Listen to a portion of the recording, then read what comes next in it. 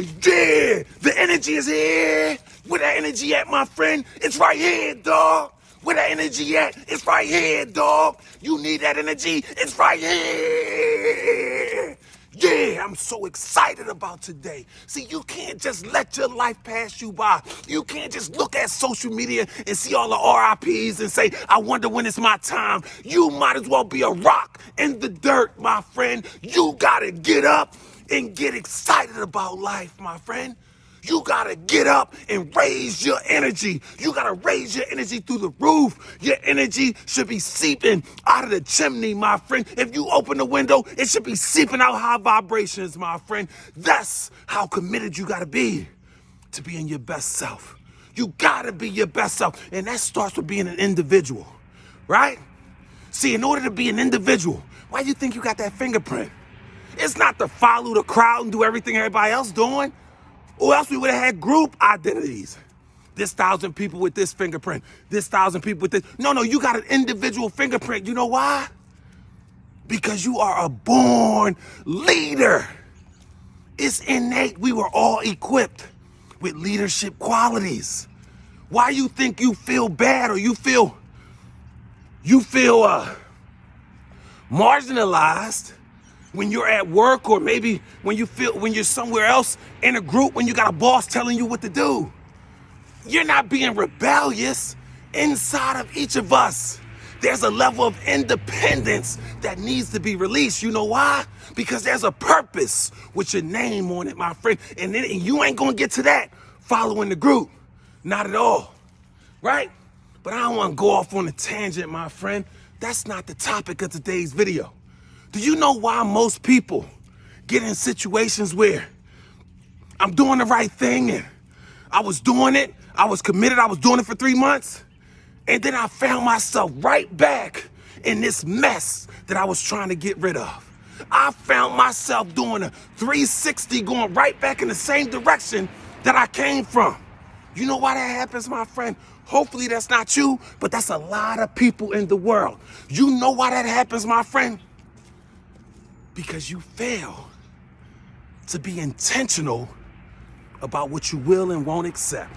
In other words, you gotta set clear, precise boundaries in and throughout your entire life. And here's why.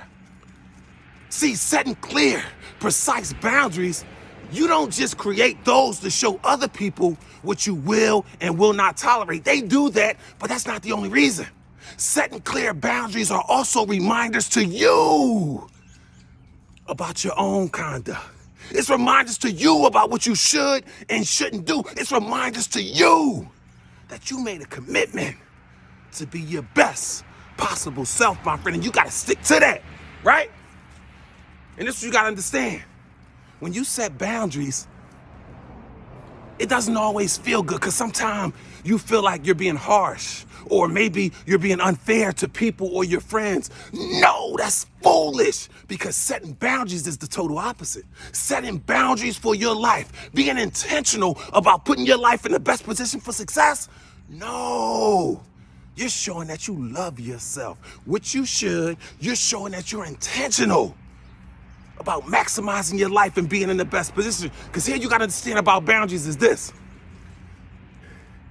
Boundaries are not created to be liked. Not at all.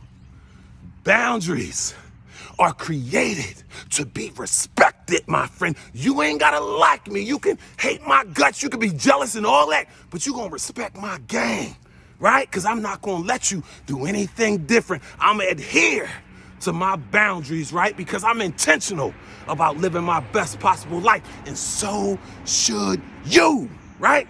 So here's 3 reasons why you gotta set clear, precise boundaries. Number 1, if you're a good person, if you got a good heart, if you're a giver, it's so vital for you to set clear, precise boundaries. You know why? Because if you're a giver, then guess what that means? That means you got takers around you, because takers are attracted to givers. And guess what takers never do? They never set boundaries. Are you serious? Do you think a person that likes to take from other people is going to limit how much he or she can take? Not at all. So it's important that the givers set the boundaries, because the takers never will, right? And number two, like I said earlier, setting clear, precise boundaries for your life, right? It's not a bad thing. So what? It feels uncomfortable. It's to be respected. But I'm going to tell you what else it shows when you are bold enough to set boundaries for your life. It shows that you love yourself.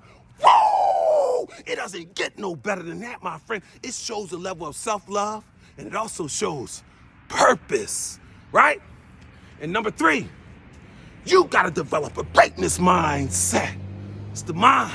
It's the mind. It's the mind. It's the mind, right? A mind bold enough to believe that what good is it to go out your way, organize these boundaries, and set these clear, precise boundaries? What good is that going to do if you're not bold enough to firmly reinforce those boundaries to yourself and to other people, my friend? Set clear boundaries, but more important, reinforce them. Become one with your boundaries. Because when you set boundaries, when you become one with your boundaries, guess what that shows? It shows you have values, my friend. And guess what having values show? It show that you're a principled person. You got principles. And guess what that show? It show you got ethics. And guess what that show? It show you want to be your best possible self and never let that go, my friend. You know why?